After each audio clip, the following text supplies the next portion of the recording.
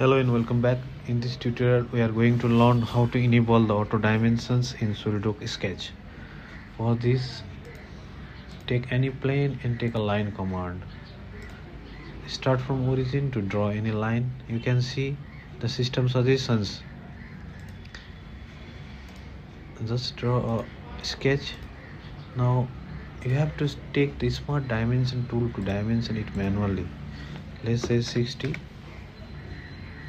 In this way you can input the dimensions, but if you select the auto dimension, just discard it, go to options and sketch. Now you can see setting, enable on screen numeric input on entity creation. Just select it and click OK. Now again go to any plane, take a line command.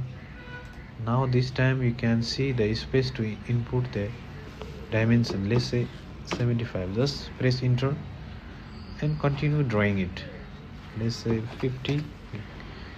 Press enter. You can draw the arc also or any sketch.